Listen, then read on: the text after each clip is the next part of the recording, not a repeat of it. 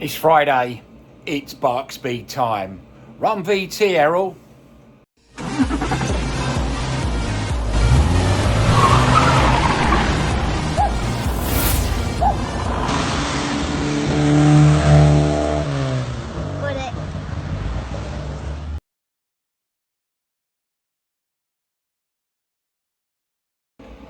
Good morning, it's Friday, it is Barkspeed time, and today we've got some welding and we've got some priming and we've got some grinding. So check this out. Yep. I'm gonna cut this. And then Got to rock them pins out of it. Hey. Or chuck them over there. That's it. And another one. What do they look like? Yeah, they're funny little things. Yeah. And then They're all broke anyway. and they've glued them. It's glued in the middle. Glued in the It's middle, glued in yeah. the middle, just for good measure. Okay, tear it down then. Right, here we go then. So basically what we're doing is we've got to strip this whole boot lid down. We've offered it up onto the car, and this is the better one out of the two. The other one's got a dent, like a bend in the corner. So we're going to use this one, but we've got to address this here and there before we do anything else. But we're just in the middle of a strip down. I think these are breaking. They're breaking, aren't they? Yeah. I don't know. Are they plastic or like metal? I don't know. They're like really like spring steel. So, They are literally so popping. springy, they break off. And they must be leaving the bits inside the boot. Yeah. There we go. Right, so we've got to get rid of these little bits now, and then Yeah, because look, they're half broke. that's what they look like. Are they? They're Are they? broken. They look like little spring thing. Oh yeah. All right. So you're gonna have to buy some more then. Yep. Right. So this is just using the power file, just to knock the paint and the rust off, just to get down to decent metal, and then what we'll do is we'll treat that with etch primer later on, and when we go to prime up and paint.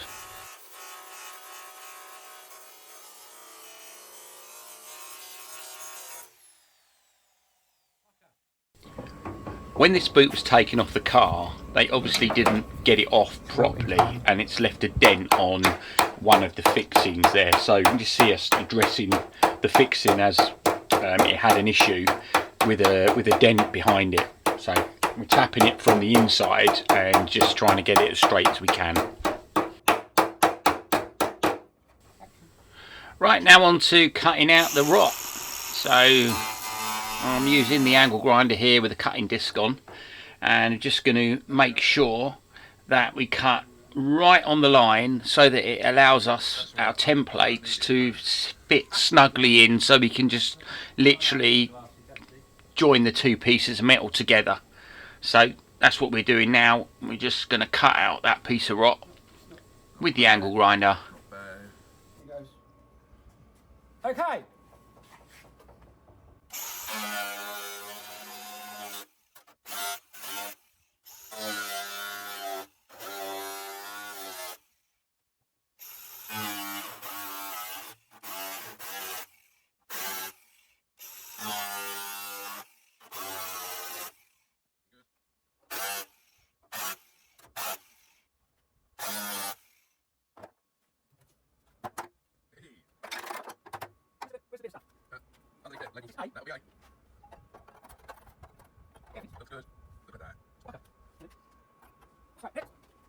And now the same again on the other side.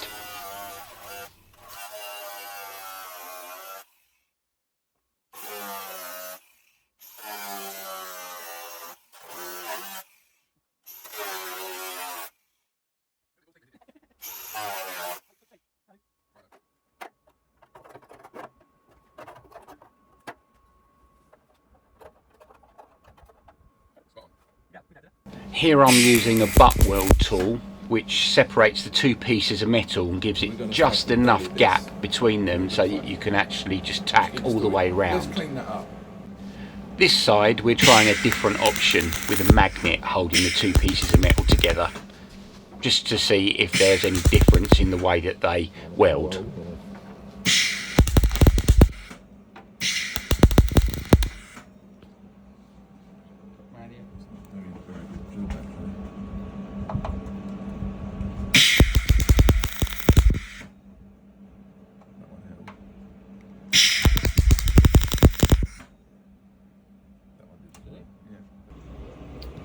Right, so this one's been tacked, and I'm going to just start stitching that one all the way around. We'll flip it over now and see what's on the other side. Where am I putting it? This side? Yeah, right there.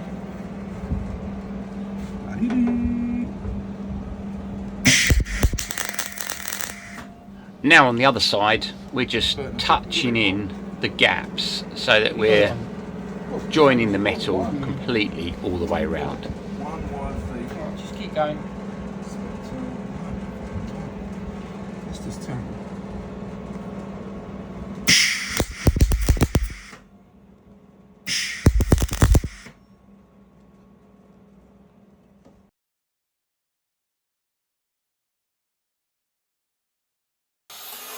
Right, I'm using the power file here to get the majority of the high spots off, and then what we're going to use in a minute is the angle grinder with a sanding disc on it, which basically it's not as aggressive, but it makes it flat so you don't get any bobbles or ups and downs like you do with the power file. Here we go. So this piece of kit is it's just on a conventional angle grinder, but it uses like a massive sanding disc, loads of little pieces of sandpaper, and what this does is it's not as aggressive as a grinding disc, and you can actually get it more like a better finish with it.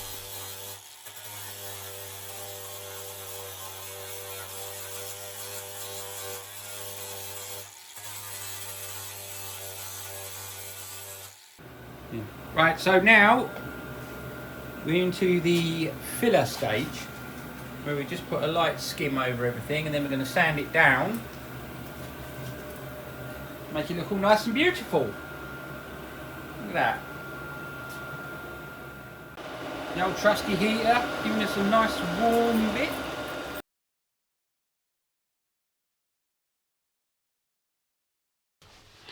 And now a bit of priming. Kobo's cleaning off the dust with pre-paint, Ed China's favourite tool, and I'm getting ready with the gun. We're using the touch-up gun with the primer, and then we'll use the big gun when we go to lay down the first coat of the blue. But for now, take it away.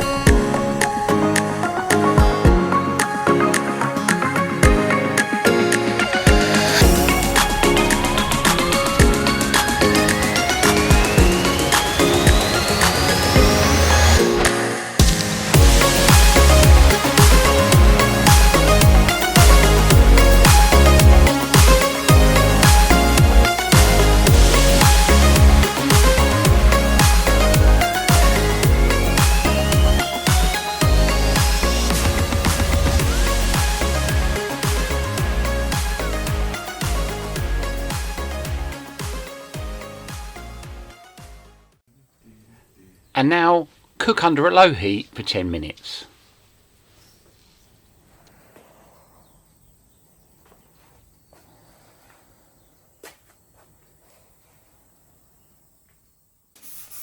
And now just a quick rub down, ready for the top coat.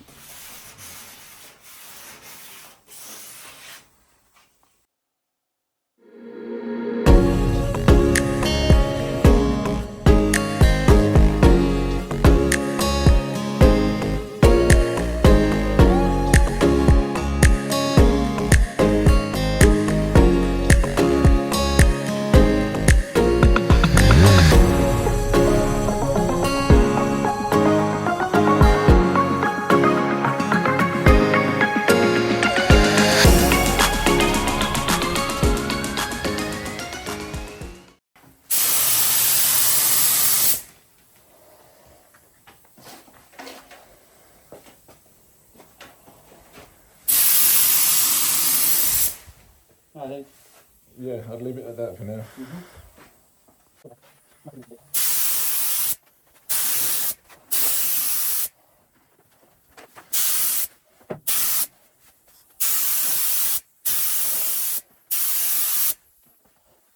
Leave that line down there.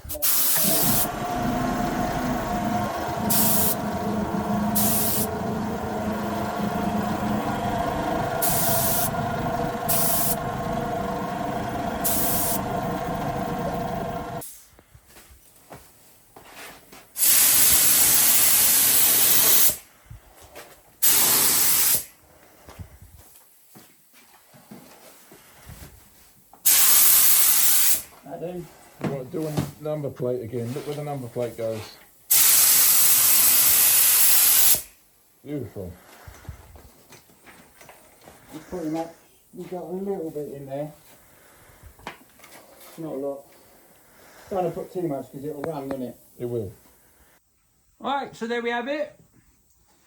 Another blue part to the blue car. There's the boot. There is the bonnet. Look at that. Shiny. Okay, right. Blue boot. Blue bonnet. All the welding done. Grinding. Priming. And one top coat on each. Productive day today. I always used to go into the spray shops that I look after and think, gosh, look at all the paint all over the desk. And now we've got our own mixing bay. I think it's quite clean. It's obviously blue, but at least it's clean. What do you reckon? So, as they say in show business, that's a wrap.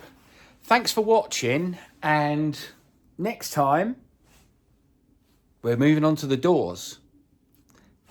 Stay tuned. Have a good week. Bye for now.